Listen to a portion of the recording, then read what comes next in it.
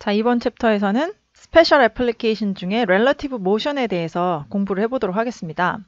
렐러티브 모션은 이제 그 중간고사 이후, 그러니까 리지드 바디를 다룰 때 정말 많이 다루게 되는데요. 파티클의 경우에는 보통 이 파티클의 그를 디스크라이브 하는 레퍼런스 포인트가 이동하는 경우입니다. 이 경우에도 그냥 펜듈럼인 경우엔 필요 없지만 이 카트가 움직인다거나 만약에 그 사람을 예를 들면 트레드밀 위에 있을 때 트레드밀에서 사람을 디스크라이브 한다거나, 이 문제 같은 경우엔 챕터 4에 나오는 문제인데 이렇게 바가 아이스 위에서 움직이게 되면 이 센터 중심이 계속 변하게 되죠. 이 질량을 디스크라이브 할 때 이 센터 중심에서 보면 훨씬 쉽기 때문에 이런 경우, 즉 레퍼런스 포인트가 움직이는 경우에 렐러티브 모션으로 많이 표현을 하게 됩니다. 이때 이제 이슈는 앞에서 배웠던 내용을 그대로 쓸 수 있느냐 하는 이슈인데요. 예를 들어 프리바디 다이어그램을 그대로 무빙 프레임 하는 경우에도 똑같이 그리면 되는가? 또는 뉴턴 운동 방정식 역시 똑같이 하면 되는지, 또는 그 리니어 임펄스 모멘텀, 타임에 대한 적분, 또는 work energy relationship, displacement에 대한 적분, 또는 R 크로스 프로덕트 한 다음 타운 적분인 angular impulse momentum식 등 앞에서 챕터 3에서 배운 모든 것들이 그대로 적용되는지 안 되는지에 대한 문제이고요. 답을 드리면은 yes입니다. 그냥 특히나 그 프레임이 움직인다 하더라도 프레임의 가속도가 0일 때는 그냥 그대로 앞에서 배운 지식을 그대로 적용하시면 되고요. 심지어 그 액셀러레이션이 있는다 하더라도 그때 만약에 그 액셀러레이션에 의한 이너셜 포스를 고려만 해준다면, 이너셜 포스에 대해서는 뒤에서 다시 한번 다루겠는데요. 고려해준다면 이 모든 것을 그냥 그대로 배운 그대로 적용을 해주면 된다라는 것이 결론입니다. 각각에 대한 유도는 한번 해보시고요. 예제를 한번 풀어보도록 하겠습니다. 예제 풀기 전에 이제 달란벤 프리샘플에 대해서 아마 다 알고 계시겠지만 한번 복습을 해보면요. 자, 달란벤 프리샘플이라는 것은 우리가 이제 보통 힘이 외력이 가해져서 가속도가 결과적으로 나오게 되는 F equals ma라는 이 식을 좀 상대적인 관점에서 본 것입니다. 내가 만약에 이 바디 위에서 나 스스로를 관찰한다고 하면 내 모션을 알 수가 없잖아요. 사실 가속도라는 이 모션이 결과인데 결과가 0이 되는 그런 상황이 되는 것입니다. 즉 내가 이 물체에서 나를 바라보고 있기 때문에 가속도가 일종의 나한테 force로 작용하는 것, 즉 수식으로 표현을 한다면 수학적으로는 간단하게 그냥 우변에서 좌변으로 ma를 넘긴 것이 되는데요. 자, 이렇게 됐을 때 우리가 원래 프리바디 다이어그램이나 이퀘이션 모션을 왼쪽에는 force, 오른쪽에는 그로 인한 결과인 가속도를 이렇게 썼는데, 수학적으로 단지 심플하게 가속도를 왼쪽으로 옮겨줌으로써 이것이 하나의 힘으로 트릿이 되는 그런 상황입니다.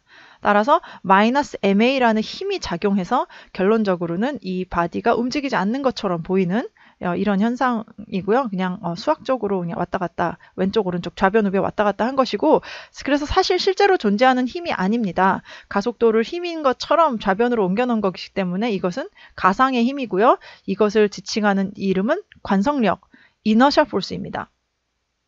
그렇게 다이나믹하게 실제로는 가속도가 존재하는데 그것을 픽티셔스 힘으로 트릿해가지고 마치 물체에는 스테이셔너리한 것처럼 보이는 스태틱스 문제를 푸는 것 같이 되는 것이 바로 달란벨 프린시플입니다. 예를 들어 코니컬 펜듈럼이 이렇게 있다고 치면요. 실제로는 여기에 작용하는 외력은 텐션과 그래비티밖에 없고요. 그것이 바로 합력에 의해서 센터 방향의 가속도, 즉 여기선 센트리피럴 액셀러레이션을 발생시키죠. 자, 그런데 만약에 위에서 본다고 하면 힘이 이렇게 두 개가 있는데도 불구하고 이쪽으로 가속도가 생기지 않는 것은 마치 픽티셔스한 어떤 포스가 이것과 밸런스를 맞춰준다고 생각을 하게 되는데요. 그것이 바로 실제로 운동이 마치 픽티셔스 포스가 되어서 되는 것처럼 되는 것이고, 이 경우에는 이것을 원심력이라고 합니다. 센트리퓨걸 포스이고요. 센트리퓨걸 포스는 존재하는 힘이 아닌 가상의 힘, 이너셜 포스입니다. 자, 예제를 한번 풀어보겠습니다. 펜듈럼이 이제 픽스드 고정되어 있는 것에서 도는 것은 많이 풀었던 문제인데, 이 경우에는 이 펜듈럼이 이 카트에서 세타로 돌고 있으면서, 오메가로 돌고 있으면서 이 카트가 absolute velocity v를 가지고 또 움직이는 경우입니다. 그리고 V는 컨스탄트인지 아닌지 말을 안 했기 때문에 일반적으로는 가속도를 가진다고 가정을 하겠죠.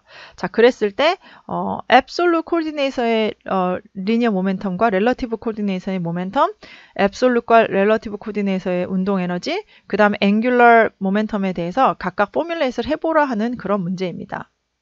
자, 우선은 절대좌표계를 그 카르트가 처음에 정지했었던 이런 공간상에 잡고 똑같이 우리가 앞에서 배웠던 뭐 코디네이트 정하고 프리바디 다이어그램 그리는 거 그대로 해볼 텐데요. 단 주의할 점은 만약에 그 레퍼런스 준 점이 가속을 가지고 있다면은 반드시 fictitious force를 마치 force인 것처럼 고려를 해주게 되면 앞에서 배웠던 모든 과정을 그대로 적용해서 풀면 됩니다. 자, absolute coordinate는 여기다 잡았는데요. 시간이 지나면 카트가 움직인단 말이죠. 움직이는 이 점에서 그 매스를 보려고 하니까 좀 너무 어려우니까 좌표계로 일로 이동을 시키겠습니다. 그래서 카트 센터에서 이 원운동하는 심플한 원운동하는 펜듈럼을 보는 것으로 하게 돼서 relative coordinate를 잡았고요. 그렇게 폴라 코디네이트를 잡는 게 편하겠죠. 그래서 R방향 세타 방향으로 잡게 됩니다. 그랬을 땐 acceleration은 centripetal acceleration, 지금 이제 fixed length니까만 존재하게 됩니다. 자, 그렇지만 사실은 이게 relative coordinate이기 때문에 이 좌표를 정의하려고 하면 여기서의 그 relative coordinate에서 좌표에다가 absolute coordinate인 5점으로부터 이 움직인 카르트의 센터까지의 거리인 capital XB를 포함을 시켜주어야 하겠죠. 자, 그리고 프리바디 다이어그램을 그려보겠습니다. 프리바디 다이어그램 그리면 지금 컨택하고 있는 것은 요 카르트의 센터점밖에 없으니까 리액션 포스 작용하고요. 중력 작용하고 이 포스 끝입니다. 똑같이 프리바디 다이어그램 그리면 되고요. 그래서 여기에 가속도가 relative coordinate에서 봤을 때의 그 폴라한 액셀러레이션과 absolute 한 그 포인트 B까지 액셀러레이션 이렇게 구해지게 됩니다. 이것이 절대좌표계에서 봤을 때 프리바디 다이어그램이고요. 왼쪽에는 힘, 오른쪽엔 가속도. 만약에 이것을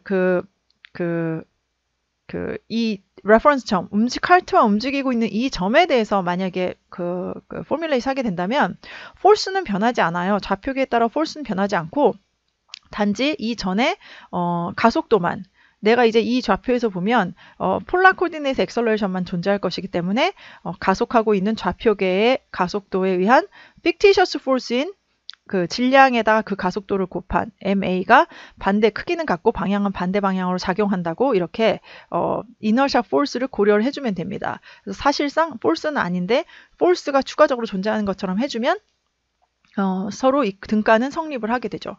그래서 absolute coordinate에서의 운동 방정식은 유일하게 그 R과 중력은 빼먹었네요. 그것이 그 relative한 coordinate의 polar acceleration과 XB, B점의 acceleration인데 만약에 이것을 inertial force로 왼쪽으로 옮겨주면 그것이 바로 relative coordinate에서 봤을 때, 즉 외력에 의한 힘과 inertial force가 작용해서 실질적으로 relative coordinate에서 본 acceleration만 작용하는 것처럼 이렇게 쓸 수 있게 됩니다. 따라서 absolute로 잡던 relative로 잡던 운동 방정식은 서로 equivalent 하게 되죠. 자, 여기서는 그러면 문제에서 요구했던 그 linear momentum, energy, angular momentum에 대해서 정의를 그대로 포뮬레이트 해보겠습니다. linear momentum 그냥 mv잖아요. mv인데 단지 v가 두 개죠. x 방향, 여기서 봤을 때의 속도와 이 전체 앱솔루트에 봤던 속도이기 때문에 이 캐피털 v, 캐피털 x를 더해주면 되고요. 그거에 반해서 relative에서 봤을 때의 속도는 그냥 small x만 생각해주면 됩니다. 두 개는 당연히 틀리고요. 운동 에너지 역시 그 absolute coordinate에서 봤을 때의 에너지와 내가 relative로 봤을 때의 속도는 vx이기 때문에 이렇게 표현이 됩니다. angular impulse의 경우는 항상 레퍼런스 포인트를 잡잖아요. absolute이라고 하면 여기서부터 이 포인트까지의 angular momentum인데요. moment arm이 그러니까 이렇게 깁니다. 여기서부터 여기까지요. 그래서 5점을 중심으로 absolute angular momentum의 경우에는 moment arm이 capital X와 이 relative에서 본 x를 더한 것에다가 v, 여기서는 v capital X가 포함이 되고요. 만약에 relative한 B점에서의 angular impulse를 angular momentum을 구하게 된다고 한다면 그냥 여기서부터의 R과 여기서부터의 velocity V, 세타 방향의 velocity만 남겠죠? 라고 이렇게 정의가 됩니다. 자, 이렇게 relative motion에 대해서 이제 간단한 inertial force를 어떻게 정의하는가, 그리고 어떻게 풀던 그게 더 equivalent 하다는 것을 알아봤고요. 이것으로써 챕터 3를 마치겠습니다. 챕터 3는 particle dynamics에서 가장 중요한 챕터고요. 즉 결국 F equal ma를 어떻게 구하느냐부터 시작해서 그것을 거리적 분을 하여 work 에너지를 구하고 시간적 분을 해서 impulse momentum을 구하는 단계인데요. 매우 기본이 되는 단계이면서 리지드 바디에서도 또 한 번 반복이 되는 컨셉이니만큼 다른 것은 다 복습을 못하더라도 이 3.1, 3.2, 3.3은 매우 심도 깊게 연습을 하고 복습을 해서 완전히 자기 것으로 만들어 놓아야 뒷부분 진도를 나가는 게 의미가 있습니다. 경청해 주셔서 감사합니다.